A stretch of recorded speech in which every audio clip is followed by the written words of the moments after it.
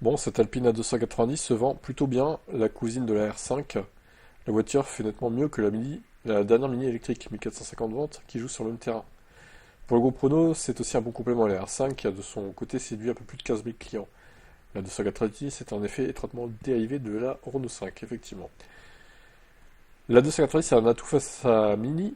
Made in France, elle a passé l'étape de l'EcoScore qui profite donc d'un bonus écologique. Alpine met en avant l'offre LD de 37 mois à partir de 290 € par mois, avec un premier loyer de 6200, avec une prime coup de pouce de 3180 € prise en compte. L'entretien est inclus pour 1 € par mois. La voiture est garantie 3 ans. Bon, ça va, 1 € par mois, ça fait 37 mois, 37 € du coup. Ça va, ça va. Bon alors l'Alpine 290, je vais redire ce que j'ai déjà dit. Moi je trouve que les puissances moteurs sont pas suffisantes, très clairement. Il aurait fallu minimum 220 et jusqu'à 300 chevaux. Moi c'est mon avis. Une petite version à 220 pour moins cher, pour ceux qui veulent se faire plaisir mais pas trop non plus, pour que ça reste raisonnable le prix et la puissance. Et une 300 chevaux minimum pour la version la plus puissante. Quand même, c'est une Alpine quoi. Ça doit envoyer quoi. Surtout que bon, c'est une voiture électrique donc elle est pas si légère que ça. Je trouve qu'elles sont pas assez puissantes pour justifier un achat par rapport à une R5. Voilà, bon bah de toute façon c'est prévu qu'il y en ait des plus puissantes à 4 roues motrices, normalement, on verra bien quand ce sera le cas. Pourquoi Renault arrête la Mégane 40 kWh? Bah ça fait doublon avec les autres voitures du groupe, hein, la R5 elle a 52, etc. Ou 40 d'ailleurs. C'est un peu con de laisser une batterie comme ça pour la Mégane du coup. De toute façon je l'ai dit dès le début, elle était trop chère la Mégane 130 chevaux, 40 kWh, elle était bien trop chère pour ce qu'elle offrait comme performance et prestations. Dans les commentaires, il y en a toujours qui disaient oui, mais ça nous suffit, 40 kWh, qui es-tu pour juger? Mais moi, je juge que c'est surtout trop cher. Elle aurait été à un prix abordable encore. Je dis pas, mais c'était pas le cas, quoi, hein. Pour 2000, 2500 € de plus, t'avais la grosse batterie. Autant rajouter 2000 balles, quoi, hein, franchement, hein. Je sais plus le prix exact, mais c'était pas loin de ça, quoi. Mais elle mériterait une batterie énorme, hein, cette voiture, genre la batterie du Scénic. Alors, je sais pas si ça rentrerait dans la Mégane, pour être honnête. Mais ouais, je sais pas, 75, allez, un petit 75, ça rentrerait, je pense. Désormais, sur les finitions 60 et 220 chevaux, donc 60 kWh et 220 chevaux restent au catalogue, un seul moteur, une seule batterie, une seule philosophie. Bah, c'est pas plus mal, au moins le client va pas se perdre. Donc 60 kWh, 468 km de LTP, 7 secondes 4 les horaires c'est plutôt correct. C'est ce qui se fait en général. Cette refonte de l'offre Renault tient aussi à l'arrivée récente de la R5 avec sa version de base à 25 000 €. Hors bonus, la R5 vient occuper le créneau d'entrée de gamme des véhicules électriques chez Renault, avec 150 chevaux et 400 km de LTP. Ouais, non, mais c'est logique, c'est clairement logique. La Mégane 40, elle était là pour occuper le terrain hein, de l'entrée de gamme, c'est tout. Et maintenant, ils ont changé de strat. La Mégane est presque au prix du Scénic E-Tech d'entrée de gamme, fort de la même batterie de 60 kWh, mais avec seulement 170 chevaux. Pas simple d'arbitrer. Ouais, mais le Scénic, il est quand même plus logeable, il est plus gros. Normalement, il est plus moderne à l'intérieur aussi, il se recharge un peu plus vite. Donc, ça peut justifier, en fait. Après, c'est compliqué, c'est sûr, hein, de trouver le juste prix pour toutes les voitures différentes que chaque constructeur a dans sa gamme, pour pas cannibaliser les ventes de chaque modèle. Mais voilà. Moi, je préfère les compacts comme ça aux SUV, très clairement. Même si c'est vrai que c'est un peu bizarre, parce que j'ai eu un Kona SUV compact. Bon, vraiment, le Kona, ça va, il était pas très gros. Ça peut être considéré comme une compacte un peu. C'était vraiment 4,18 m, ça va. Bon, le Niro est un peu plus gros, c'est vrai, mais 4,45 m, ouais, c'est le maximum hein, pour moi, 4,45 m. Franchement, je veux pas plus en fait. Ce serait trop gros après. Après, je peux comprendre que les familles nombreuses, par exemple, veuillent des voitures grosses. Ça, oui, je le comprends tout à fait. Mais vu que c'est pas mon cas, bah voilà quoi.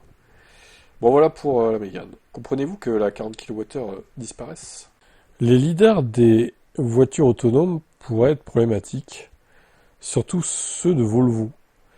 Mac Forever, donc Didier de Mac Forever, s'est fait griller son iPhone en voulant filmer la Volvo EX90 avec son lidar. Pour rappel, un lidar utilise des lasers pour créer une image 3D de son environnement à la façon d'un sonar ou d'un radar en balayant les environs avec ses rayons. Lorsqu'on filme un lidar, le capteur de l'iPhone rencontre donc ces fameux rayons laser, qui peuvent donc potentiellement endommager les photosites de l'appareil. Dans la vidéo ci-dessus, on voit très bien le capteur se faire désactiver littéralement par le lidar en temps réel. On notait que nous n'étions pas collés au lidar, mais à quelques mètres de distance. Ça pourrait donc arriver dans la rue, ou lorsqu'on filme quelqu'un qui est devant la voiture ou même un paysage. Rien de bien dingue et surtout le risque devient omniprésent. Une fois les dommages causés au capteur, ce dernier est quasi inutilisable pour prendre des photos. Donc il y a des petits points en fait, effectivement, des points blancs, rouges, verts.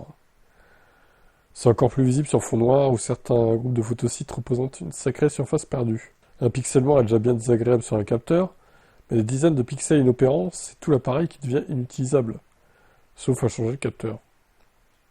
Qui est responsable? En théorie, les constructeurs sont tenus de respecter les normes très strictes autour des puissances laser. En 2021, l'État français avait à nouveau légiféré devant la reconnaissance des lasers de poche, mais aussi des lasers présents dans les boîtes de nuit et les soirées, dont beaucoup étaient apparemment trop puissants. En principe, les lidars utilisent des lasers plus puissants. D'ailleurs, le modèle de Luminar est a priori de classe 1, il fait 10 watts, ce qui le rend assez modeste. La longueur d'onde est de 1550 nanomètres, pas newton du coup, ce qui est a priori sans danger pour la rétine humaine, mais pas forcément pour les capteurs photo-vidéo.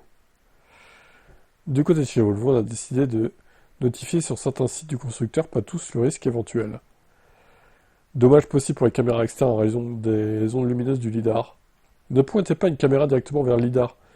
Le lidar étant un système laser, il utilise des ondes lumineuses infrarouges pour causer des dommages pour certains appareils dotés de caméras. Ça concerne notamment les smartphones ou les téléphones équipés d'une caméra. Du côté d'Apple, rien n'indique a priori que les appareils ne résistent pas de petits rayons laser, mais un document avait fuité il y a quelques années stipulant que les employés n'étaient pas tenus de prendre en garantie les dommages liés à ces rayons laser. Donc il a fait une caméra cachée, il est allé dans un truc d'Apple, là, un Apple Store, et le mec l'a quand même pris en garantie. Bon. Apparemment, ça coûte de l'année 300 balles quand même de réparer une caméra d'iPhone. Si la question se pose déjà pour les journalistes, mais aussi pour les premiers clients de l'X90, le problème risque de s'étendre au fur et à mesure que ces lidars environnent le marché. Aux USA, les taxis autonomes sont déjà une réalité et beaucoup utilisent des lidars. Toutefois, quand on avait filmé les modèles de Cruise, nous n'avions pas eu ce souci avec iPhone. Alors, bon, est-ce que c'est les lidars de Volvo, finalement, qui posent souci? Ça se peut, hein. On peut se demander si ces véhicules ne pourront pas griller d'autres capteurs comme des caméras de sécurité, des radars de vitesse, des caméras d'autres véhicules. Et a fortiori, la rétine humaine. En effet, il serait intéressant de savoir si l'exposition à plusieurs lidars simultanés ne peut pas causer des dommages irréversibles, par exemple. Bah, ouais, surtout si tu marches souvent dans la rue et que tu es entouré de voitures autonomes. La question peut se poser en vrai, hein. Intéressant, en tout cas, peut-être qu'on a affaire ici à un problème qui va monter d'année en année. À voir, Volvo vont peut-être changer leur technologie, hein, je sais pas. Parce qu'il y a qu'eux qui sont concernés. Il y a aussi San Francisco, là, les voitures autonomes Waymo. Ça n'a pas l'air de poser de problème, pour le coup, parce que plein de monde les ont filmés déjà. Il n'y avait pas de souci, donc est-ce que c'est vraiment Volvo? Donc c'est Luminar, le constructeur. Est-ce que Luminar est problématique? Franchement, on peut se poser la question, je vous laisse me dire en commentaire. On a les tarifs de la R5 petite batterie pour le leasing social. Bon, j'imagine que voilà, c'est le petit moteur, petite batterie, sans surprise, voilà. 120 € par mois, ça correspond à une location de durée de 37 mois, donc 3 ans et 1 mois, prenant en compte une aide de leasing de 6 307 €, servant d'apport avec 37 500 km. L'offre de 120 € concerne la finition de base 5, avec 312 km d'autonomie, un chargeur embarqué de 11 kW, et en série l'écran tactile 10 pouces, la clé manuelle et encore les radars de recul. Il est bien sûr possible de profiter de l'aide de leasing avec le reste de la gamme. Renault propose aussi des formules de location sur 4 ou 5 ans. Alors c'est au-dessus du seuil psychologique de 100 € par mois. C'est un peu dommage, mais bon, on peut comprendre que Renault, ils veulent que la R5 reste, entre guillemets, élitiste. Enfin, élitiste pas trop non plus, mais que ce soit pas une Twingo à 60 € par mois, quoi. Voilà, la Twingo, par contre, effectivement, ils vont sûrement la proposer encore. La vieillissante Twingo électrique à 2 fois moins cher, je pense, ou 69, quoi. Un truc comme ça. C'est sûr qu'à côté, la R5 est beaucoup plus récente, hein. Mais bon, à chacun de faire son choix. La Twingo a 22 kW en charge, mais elle n'a pas de recharge rapide par contre. Et la R5, elle a une charge rapide, mais elle n'a pas... Enfin, quoique, attendez, j'ai un doute là, du coup. Cette version de la Twingo, de la Renault 5 n'a peut-être pas de charge rapide au final. Eh non, c'est pas précisé, donc il ne doit pas y être. Ah! Chiche. Ouais, donc, on va réfléchir quand même, hein, selon l'usage de chacun, hein. Elle vous permettra d'aller plus loin, cette R5, mais au final, en termes de polyvalence, elle est pas beaucoup mieux que la Twingo. Son charge rapide, franchement, ça gâche tout, quoi. Bon, affaire à suivre, on comparera les prix avec Stellantis et compagnie, quoi. Mais ça sera certainement mieux placé, pour le coup.